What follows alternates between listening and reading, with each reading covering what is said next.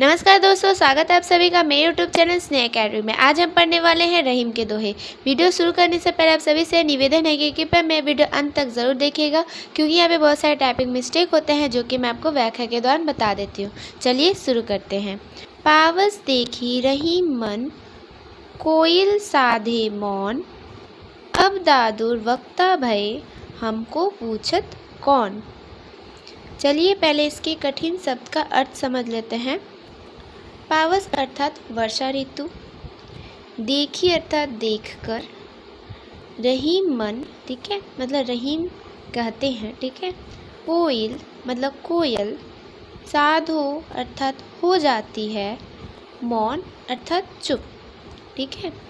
तो रहीम पहली पंक्तियों में कहते हैं कि जो कोयल होती है वे वर्षा ऋतु के आगमन होता देख, मतलब वर्षा ऋतु जब आ जाती है तब कोयल क्या होती है, चुप हो जाती है। क्यों हो जाती है? अब दादुर वक्ता भय, हमको पूछत कौन, मतलब अब, दादुर अर्थात यहाँ मेढक, वक्ता अर्थात जो बोलता है उसे वक्ता कहते हैं। भय मतलब हो गया है।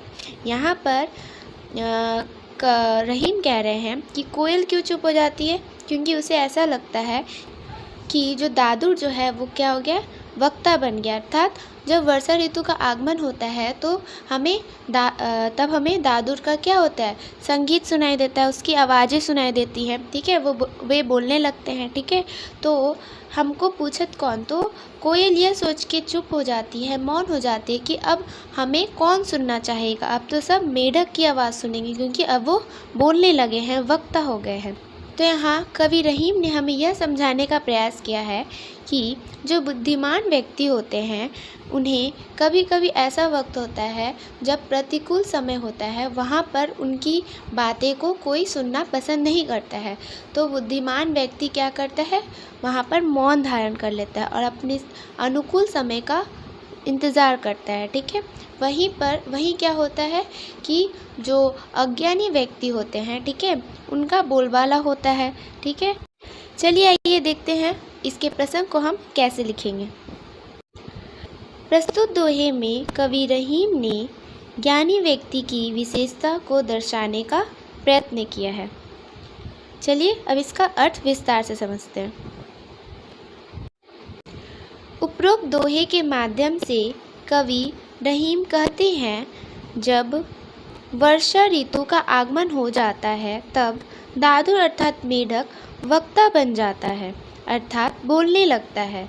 तो कोयल यह सोचकर मौन हो जाती है कि अब तो मेढक वक्ता बन चुका है, तो अब भला मुझे कौन सुनेगा।